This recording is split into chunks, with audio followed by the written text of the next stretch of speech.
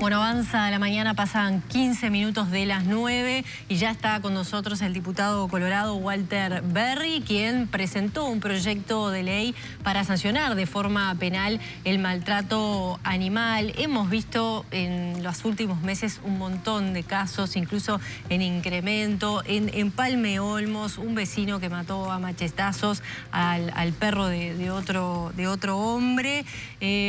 Bueno, Walter, con esta legislación que usted impulsa se pretenden penar con cárcel este tipo de casos. Actualmente, por ejemplo, lo que sucedió en Empalme Olmos, ¿qué sanción le recae sobre este hombre que mató al perro?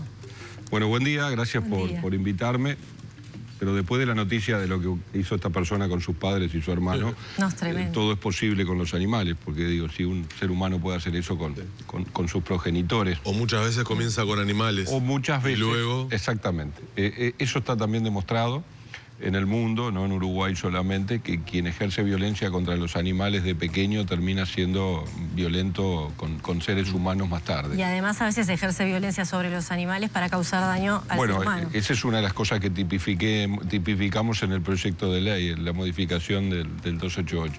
En realidad lo que habíamos visto era que permanentemente se presentan proyectos de ley buscando hacer eco del reclamo de la sociedad, porque hay un reclamo de la sociedad muy fuerte que está interpelando al sistema político a que dé sanción penal al maltrato contra los animales, porque esto que tú me preguntabas de esta persona en Empalme Olmos, sí, y prácticamente va a pasar impune. Es muy difícil que pueda caberle una sanción. O sea, lo que se le podría aplicar, una multa. Lo que se le podría aplicar es la ley de faltas o una multa que generalmente no paga nadie la multa, porque no hay forma de hacerla coercitiva, es decir, es muy difícil hacer efectiva el cobro de la multa. Y por lo tanto las faltas, los incumplimientos a la ley de tenencia responsable y bienestar animal son prácticamente inaplicables. Y esa es la indignación que le provoca a la gente, porque cada vez las personas tenemos más vínculo con los animales. Ha cambiado nuestro relacionamiento con los animales. Y en muchos casos el animal es la única compañía que tiene esa persona. Sobre todo en personas mayores, son personas que quedaron solas. Entonces hay que entender también esa realidad. Esa realidad que ha cambiado es la que el derecho penal no ha acompañado. ¿Y qué delito se le tipificaría por maltrato? Delito de daños. En realidad lo que ha ocurrido es que muchos proyectos se han presentado, inclusive en la comisión tenemos algunos. Yo en legislaturas anteriores presenté algunos inclusive, pero siempre naufragaban en la compatibilidad de lo que estábamos presentando con las características del derecho penal uruguayo. Y cuando iba a la cátedra de Derecho Penal en la comisión, le ponía muchos reparos a los proyectos. Y en realidad nunca terminábamos logrando aprobar ninguno, y a la prueba está que ¿Dónde estaban los reparos esos de los penalistas o de los juristas? En que la forma que teníamos de mirar el tema no permitía que en el derecho penal uruguayo se protege a las personas y no era posible proteger al animal. No es posible considerar al animal como un bien a proteger, salvo en lo que hemos intentado con la penalista Sara Durán realizar en este proyecto de ley, que es muy simple, no entra en discutir cosas que seguramente en el futuro tendremos que avanzar, pero lo que buscamos es que, bueno, si alguien causa un daño contra un animal, en el delito de faltas de daño exista el agravante cuando se causa contra ese animal o cuando se causa contra un animal para hacer daño a una persona, como ocurrió, por ejemplo, en mi departamento. Bueno, yo le voy a decir, en Paysandú pasó esto, ¿no? Una situación de pareja que termina y para hacer daño a la otra persona terminan matando una perra, ¿no? Exactamente, mataron la perrita de la pareja de esa mujer, la decapitó y le colgó la cabeza en el lugar de trabajo como un acto de decir, me dejaste, bueno, acá está mi venganza. Horrible, bueno, eso es una de las cosas que modificamos en el 288 cuando ese daño se ejerce para ejercer presión sobre otra persona. Y también el 358, que es el delito de daño. ¿Y el agravamiento de las penas qué implicaría entonces? Implicaría... ¿Pena de prisión, por ejemplo? Implicaría que podría... lo que establecimos fue una pena entre 3 meses y 24 meses de prisión, creo que dice. No recuerdo exactamente, pero 3 meses y 24 estoy casi seguro que es. Sí, implicaría pena de prisión, que obviamente después el juez podrá evaluar y cambiar la prisión domiciliaria, lo que fuere, pero que quien lo haga sepa que va a tener una respuesta de la sociedad que lo va a castigar. Berry, y no como hoy, que no la tiene. ¿Con qué apoyos cuenta hasta el momento este proyecto? Y bueno, recién ha ingresado en la Cámara, supongo que se va a comenzar a tratar la semana próxima. Además es un proyecto que en lugar de estar radicado en la Comisión de Tenencia Responsable y Bienestar Animal, que es una comisión especial de la Cámara, se radicó en Constitución y Códigos, porque es una modificación a un código, simplemente eso. En la Comisión de Tenencia Responsable y Bienestar Animal podemos discutir otras cosas, podemos pensar de que hay otro tipo de conductas sobre los animales que también pueden ser penables, claro, penalizables, pero lo que buscamos es rápidamente dar una respuesta a este tipo de casos, al de Empalme Olmo, por ejemplo, que ocurrió después que habíamos presentado el proyecto, o al de Paysandú, por ejemplo, o al de lo que no nos enteramos, lamentablemente. Claro, estamos hablando para mascotas de compañía, ¿no? Estamos hablando solamente para animales de compañía, porque ahí también, ¿viste? Perdón, animales de compañía. Entramos a ampliar, sí, algunos dirán, pero no están incluidas la jineteada, no están es otra discusión. Entonces, si uno empieza a complejizar la norma, termina no aprobándola, que es lo que ha ocurrido hasta ahora. Entonces, lo que buscamos es simplemente un agravante en el delito de daño, en dos artículos que hacen referencia, el de violencia privada y el delito de daño. En un tema de maltrato animal que a su juicio está trabajando el INBA, ¿cómo? Porque mal. La verdad es que está trabajando mal. Tiene poca gente, pocos recursos. Sí, pero aparte no solamente tiene poca gente y pocos recursos, sino que no ha logrado consolidarse en lo que va de este gobierno. Presentaron una nueva gobernanza en la ley de presupuesto, que fue desafectada de la ley, ahora está tratando de ser la comisión. La semana pasada recibimos al directorio del INBA con el ministro de... Al directorio no, al presidente y al director ejecutivo con el ministro de Ganadería. Lamentablemente las quejas de las organizaciones que se dedican a proteger animales son muy altas, las denuncias no se atiende el teléfono. Bueno, se lo hicimos ver, ellos dan números de difícil credibilidad en lo que dijeron en la comisión. Yo creo que eso no ¿Números es de qué tipo, perdón? Números de cuántos son los animales incautados. De asistencia y de atención. Exactamente, de atención de denuncias. No parecen racionales los números. ¿Por qué? Y porque parecen excesivos ante lo que las protectoras de animales dicen, que hay una inacción absoluta de parte del INBA.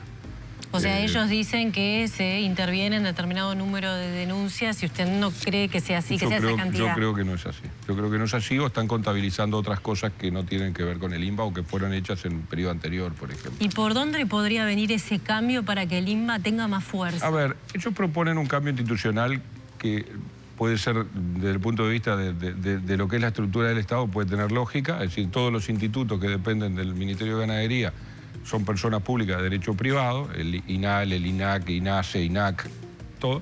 Entonces pretenden que el Instituto de Bienestar Animal sea una figura jurídica igual a esa.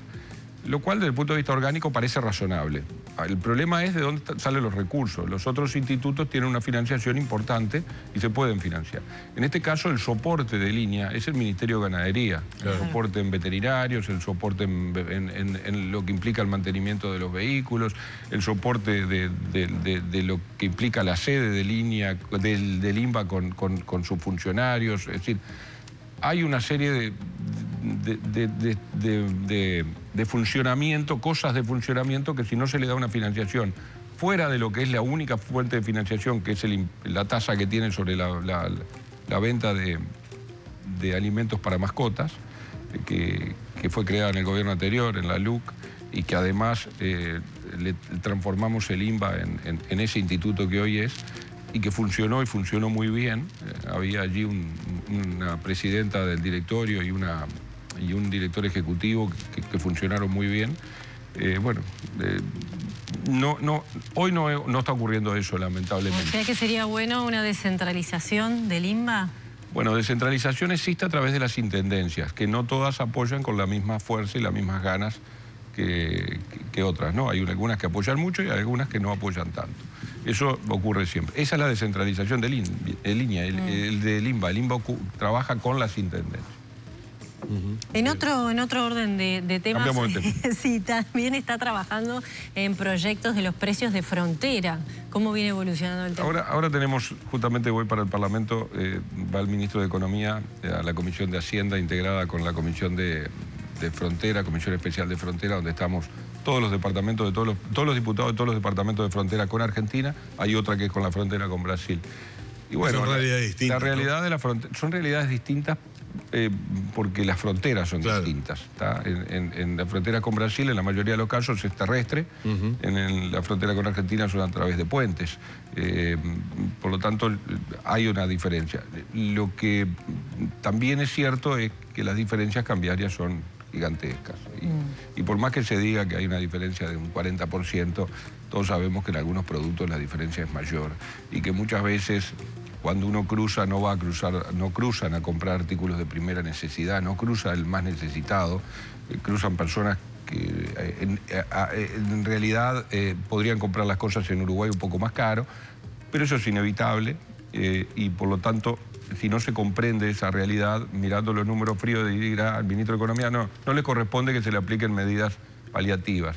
Y sí corresponde, porque en definitiva el cruzar, por ejemplo, a echar combustible, porque es el descuento del IMESI no es suficiente, hace que ya consuman otro tipo de productos. Claro. ¿Cuáles son, por ejemplo, pensando en esa frontera con Argentina, en las ciudades vecinas con Argentina, cuáles son las diferencias sustanciales? Por ejemplo, combustible, ir a comer a un restaurante. Ese no tanto, ese ya no es diferencia. Productos de limpieza. Productos de limpieza en general, de aseo personal, farmacia. Farmacia es muy alta la diferencia. Productos vinculados a la salud ocular, a la vista, lentes, ópticas. Eso es muy grande la diferencia.